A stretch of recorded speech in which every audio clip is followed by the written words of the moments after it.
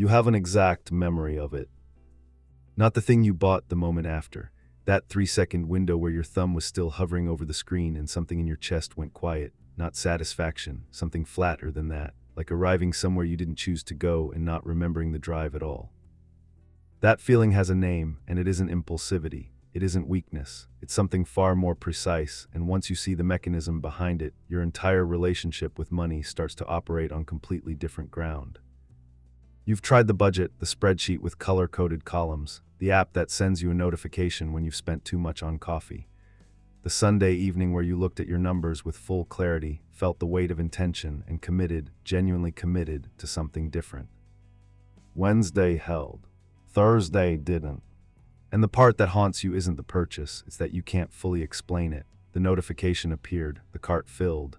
By the time you noticed, the decision was already made and something in you was already defending it.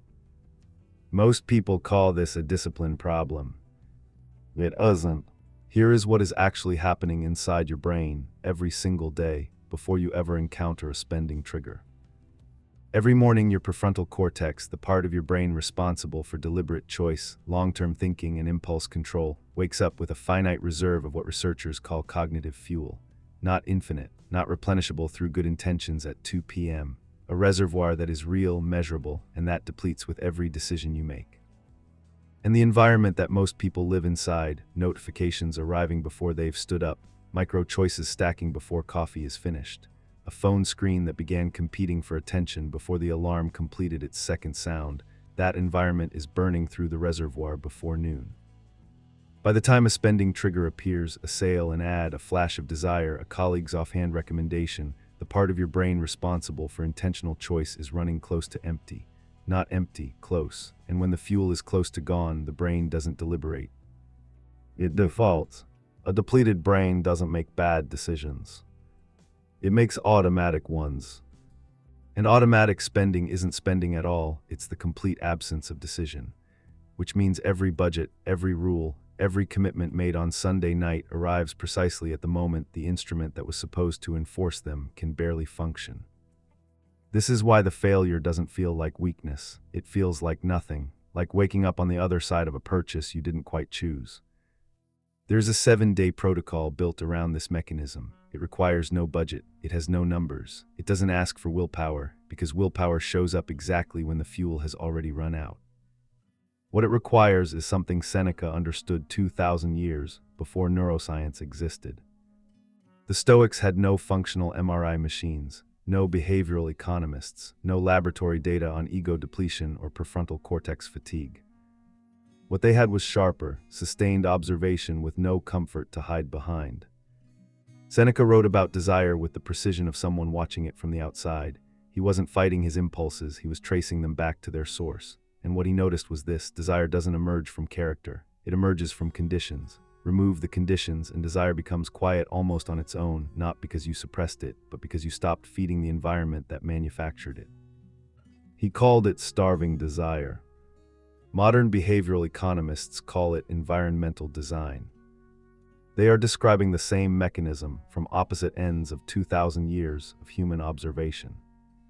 The insight is not that you should want less. The insight is that wanting costs energy, and the environment you live inside either protects that energy or drains it before desire ever has a chance to compete with judgment.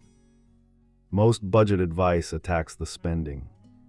This attacks the upstream conditions that make automatic spending inevitable. That is the difference, and it is everything. The 7-day spending reset is not a challenge. It is not a no-spend week. It is an audit of cognitive friction, a systematic look at how many decisions your environment forces on you before a real financial choice ever appears. For 7 days, you do not track what you spend.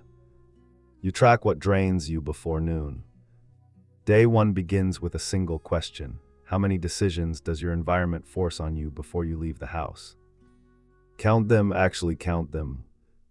Notifications that required a response, screens that presented options, small resistances navigated before the day officially started. For most people, the number lands somewhere between 12 and 40, and every single one draws from the same finite reservoir. Here's the mechanism nobody talks about. Micro-decisions don't just deplete, they prime. Every time your brain evaluates options and chooses, it fractionally lowers the threshold required for the next choice. Not dramatically, precisely. Exactly enough that by early afternoon, the threshold for adding something to a cart has dropped close to zero. This is why committed, intelligent, genuinely motivated people fail budgets. Not because they are weak. Because the environment they haven't redesigned is quietly doing the math against them every single morning before they realize a game is being played. Day 2 is an audit of sequence, not what you do in the morning, but the order in which your brain encounters friction. Research on decision fatigue and intentional spending consistently shows that the sequence of morning decisions predicts the quality of afternoon financial choices with unusual accuracy. Day 3 is about visibility, making the invisible triggers visible before they arrive. The apps on the home screen arranged the way the factory set them, the notifications arriving on default timing, the shopping app that opens one swipe away from wherever you already are. Here is the reframe that changes everything. You are not making bad financial decisions. You are making financial decisions with a depleted instrument. Those are not the same problem. They do not have the same solution. And every traditional budget ever built assumes you are making the first kind of mistake, which is why budgets keep failing in the same place, at the same hour, with the same inexplicable feeling afterward. Adding rules to a depleted brain is like adding more water to a tank with holes in the bottom. You have to find the holes first. This is where the spending reset becomes uncomfortable. Because once you start auditing what drains you before noon, you realize the leaks weren't random. They were designed by people who understand cognitive depletion better than most consumers do, who built their entire business model around the version of you that exists at 2 p.m., not the version that made a commitment on Sunday night. That notification time to arrive mid-morning isn't an accident. That limited time banner that appears after 20 minutes of scrolling isn't coincidence. That app arranged exactly where your thumb naturally lands is not neutral design. This is the architecture of your spending environment, built specifically to intercept you at the moment your fuel runs low, and it has been running quietly in the background of every budget you ever built. Day 4 of the reset is about the morning sequence, not motivation sequence. The deliberate ordering of your first hour so that your brain encounters as few competing decisions as possible before arriving at any choice that matters. Day 5 is the phone audit, not screen time, decision density, how many options per screen, how many notification sources with access to your attention, what the first thing is that your eyes encounter when you unlock the device. Day 6 is what Seneca would have recognized without needing an explanation: voluntary friction, the deliberate practice of wanting something and not immediately resolving that want, not deprivation, not punishment, simply the restoration of a gap between impulse and action long enough for the prefrontal cortex to participate again. When desire has to cost you something before it resolves less often. That is not restriction, that is redesign. That is the architecture of intentional spending, not willpower applied at the moment of purchase, but structure applied upstream, before desire even fully forms. Most people never arrive at this. Not because the framework is difficult, because accepting it requires something uncomfortable, that the spending wasn't a character failure, that the budgets weren't poorly built, that the commitment on Sunday night was absolutely real. And still, the environment was always going to win. Because the environment was designed to win. And nobody ever handed you the manual for building a counter-architecture. By day 7, something specific happens. The environment is quieter, the morning runs longer. The phone no longer reaches for you, you reach for it deliberately with purpose at a time you chose. And then a spending trigger appears, a sale, an ad, a flash of desire that arrives the same way it always has. But this time you notice it. Not after the cart is full, not in that 3-second window after the decision is already made. Before, you notice it the way you notice a knock at the door, as an event that happened, not as an inevitability that passed through you.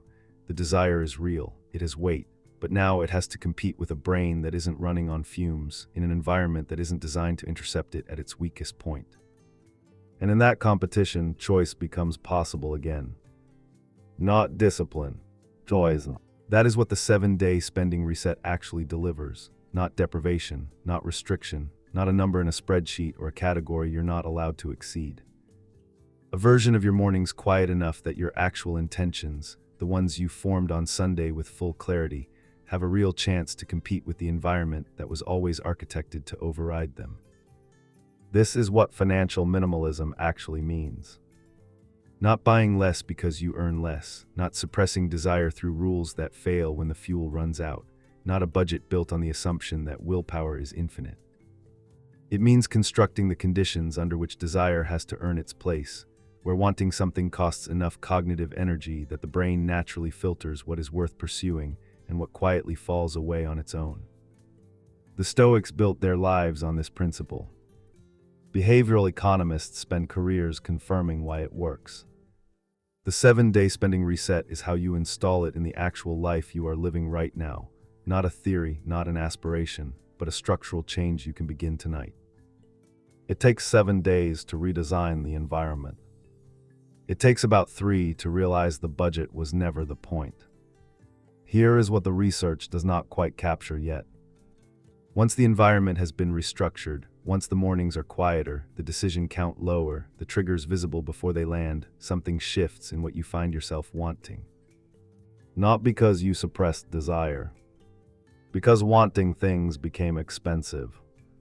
And expensive things get reconsidered. The people who build real financial independence quietly, not through dramatic sacrifice, not through income alone, but through that particular elegance of spending less without the sensation of trying, they did not find a stronger version of willpower. They found the design. And once you see it clearly, you cannot unsee it. The environment that was costing you money before noon becomes visible. The mechanism that turned Sunday's clarity into Thursday's cart becomes named, and named things lose most of their power. That is where this starts. 7 days, no budget, no numbers, just the architecture.